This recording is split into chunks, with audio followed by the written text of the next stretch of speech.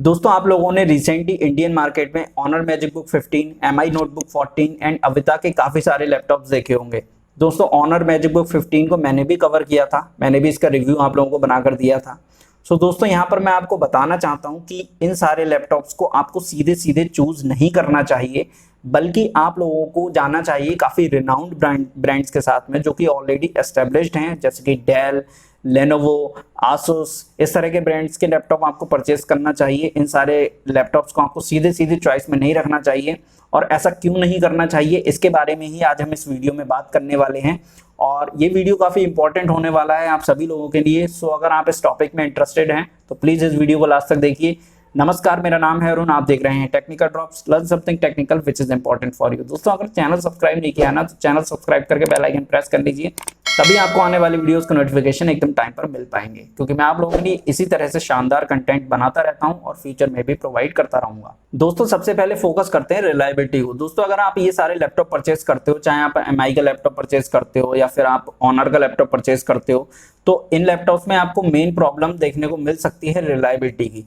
दोस्तों रिलायबिलिटी की प्रॉब्लम कैसे देखने को मिल सकती है इसके बारे में आपको बताता हूं। दोस्तों क्योंकि ये लैपटॉप्स हाल फिलहाल में लॉन्च हुए हैं, कोई ऐसे लॉन्ग टाइम से तो इन लैपटॉप्स को यूज किया नहीं जा रहा है। दोस्तों हो सकता है कि आपको फ्यूचर में इसकी रिलायबिलिटी से रिलेटेड कोई इशू आपको फेस करने को मिले। और चलिए एक बार को रिलायबिलिटी का इशू नहीं भी आता है तब भी ये लैपटॉप मैं वैल्यू फॉर मनी नहीं कहना चाहूंगा। और मैं क्यों नहीं कहना चाहूंगा दोस्तों, ये जो फीचर्स जो स्पेक्स ऑफर करते हैं, नो डाउट इस प्राइस पॉइंट पर, जिस प्राइस पर भी इन्होंने अपने लैपटॉप लॉन्च किए हैं, आपको आसूस के laptop at the same configuration नहीं मिल सकते, आपको डेल के या फिर आपको लेनोवो के laptop at the same configuration वाले नहीं मिल सकते। तो फिर वैल्यू फॉर मनी ये लैपटॉप क्यों नहीं है? दोस्तों यहाँ पर कहीं ना कहीं लिमिटेशन बन जाती है ना अपग्रेडेबिलिटी की, जैसे कि आप हार्ड डिस्क वगैरह अपग्रेड नहीं कर सकते, मतलब उसके आप चेसेस को खोल ही नहीं सकते, तो आप अपग्रेड कैसे करोगे? आप रैम वगैरह अपग्रेड नहीं कर सकते, ये कंपनी खुद बोलती है, क्योंकि ये मेटल के मोस्टली बने हुए हैं लैपटॉप, तो आप इन्हें ओपन तो कर नहीं सकते।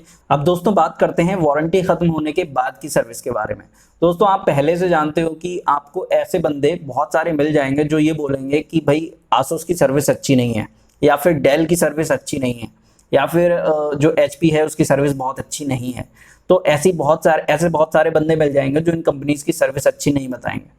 दोस्तों अगर इन कंपनीज की सर्विस अच्छी नहीं है या फिर ये कस्टमर्स को अपने सेटिस्फाई नहीं कर पा रहे हैं, तो आप कैसे उम्मीद कर सकते हो कि एमआई है या फिर ऑनर है वो अपने कस्टमर्स को सेटिस्फाई कर लेगा, वो बहुत अच्छी सर्विस प्रोवाइड कर देगा? क्योंकि आफ्टर ऑल मेनली ज़्यादातर जो ये लैपटॉप्स के ब्रांड होते हैं ये थर्ड पार्टी सर्विस का यूज़ करते हैं, किसी भी थर्ड पार्टी एजेंसी को ये कॉन्ट्रैक्ट दे देते हैं और वो इन लैपटॉप्स की सर्विस देते रहते हैं।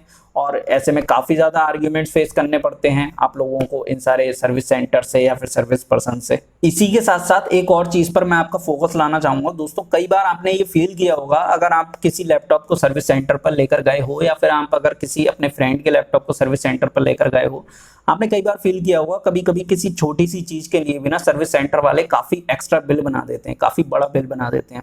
आप लोग क्या सोचते हो कि आप इसे मार्केट में ट्रीट कराओगे, बाहर ले जाकर किसी भी लैपटॉप रिपेयरिंग की शॉप पर आप उस लैपटॉप को ट्रीट करवाना चाहते हो। दोस्तों अगर एमआई वगैरह का या फिर ऑनर वगैरह का लैपटॉप आप परचेस करोगे तो ऐसी भी प्रॉब्लम्स आपको आपकी सिटी में देखने को मिल सकती हैं, क्योंकि मैं यहाँ पर सारी सिटी को, इंडिया के जितने भी सिटी हैं सबको कवर कर रहा हूँ, सारी स्टेट्स को कवर कर रहा हूँ। तो दोस्तों हो सकता है आपके एरिया का जो लैपटॉप मार्केट है वहाँ पर ऑनर बुक के या फिर मैजिक बुक के और एमआई का जो नोटबुक 14 है, हो सकता है उसके प्रॉपरली सारे पार्ट्स अवेलेबल ना हो, और अगर वो पार्ट सारे अवेलेबल नहीं होंगे तो आपकी मजबूरी बन जाएगी कि आपको सर्विस सेंटर से ही सर्विस लेनी है।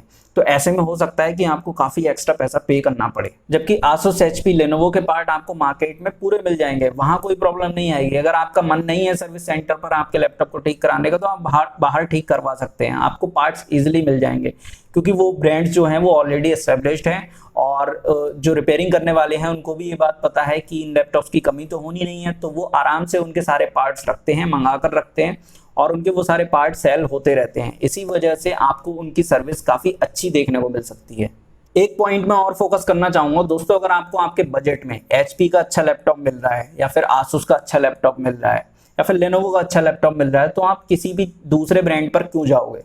दोस्तों आप मुझे बताइए कि कितनी बड़ी हिस्ट्री रही है एमआई की लैपटॉप बनाने में, कितनी बड़ी हिस्ट्री रही है ऑनर की लैपटॉप बनाने में। दोस्तों ये सारी जो कंपनीज हैं ये थर्ड पार्टी कंपनीज से अपने पार्ट्स बनवा लेती हैं और उसके बाद फाइनली खुद असेंबल करके या फिर उन्हीं कंपनी से असेंबल करवा के मार्केट में लैपटॉप उतार देती हैं। इसके अपोजिट अगर आप आसूस, एचपी, डेल, लेनोवो के लैपटॉप्स को देखोगे तो वो अपने लैपटॉप्स अपने आप डिज़ाइन करते हैं, भले ही पार्ट्स कुछ एक पार्ट्स वो किसी भी दूसरी कंपनी से परचेज कर लें, लेकिन उनके अपने R&D स्टेशंस होते हैं। सो दोस्तों ये जो कंपनीज हैं ये खुद लैपटॉप डिज़ाइन करती हैं, अपने इंजीनियर से डिज़ाइन करवाती हैं, नए नए इनोवेशंस करती हैं और फाइनली आपके सामने लैपटॉप निकल कर आता है। सो दोस्तों आप मुझे सीधे सीधे बताइए, जो कंपनी ऑलरेडी एक्सपर्ट है, जो पिछले 50 साल से, 20 साल से या फिर 10 साल से लैपटॉप बना रही है, वो ज़्यादा अच्छे से लैपटॉप को डिज़ाइन कर पाएगी या फिर कोई एक ऐसी कंपनी जो किसी थर्ड पार्टी से अपना लैपटॉप डिज़ाइन करवा रही है, अपने पार्ट वगैरह डिज़ाइन करवा रही है। मैं कहूँगा चलिए खुद से डिज़ाइन कर लिया, खुद से डिज़ाइन करवा लिया उस लैपटॉप को, लेकिन पार्ट्स तो आफ्टर ऑल पूरी तरीके से डिपेंडेंट किसी थर्ड पार्टी कंपनी पर ही है। इसी के साथ साथ आप एक और पॉइंट नोटिस करेंगे और आप मेरी बात से एग्री भी करेंगे दोस्तों, मार्केट वैल्यू। दोस्तों अगर आप मार्केट में कहीं पर भी या फिर आप अपने कॉलेज में या फिर आप अपनी कंपनी में कहीं पर भी, सपोज कीजिए आप लेनोवो, एचपी का या फिर डेल का लैपटॉप लेकर बैठे हैं, तो आप खुद से फील करेंगे कि उन लैपटॉप्स की वैल्यू है, मार्केट वैल्यू है और रीसेल वैल्यू भी है। मतलब अगर आपने 40,000 का डेल का लैपटॉप परचेज किया है और साल भर आपने उस लैपटॉप को यूज कर लिया, तो पॉसिबिलिटी है कि वो लैपटॉप आपका 25 से 30,000 रुपए में बिक सकता है साल भर यूज करने के बाद, अगर अच्छी कॉन्फ़िगरेशन का लैपटॉप है। वहीं अगर आप इन कंपनीज के लैपटॉप की बात करें तो मैं नहीं समझता कि आपको अच्छे पैसे मिल पाएंगे अगर आप इन लैपटॉप को रीसेल करना चाहते हो। सो दोस्तों ये बहुत सारी एडवांटेजेस एंड डिसएडवांटेजेस होती हैं।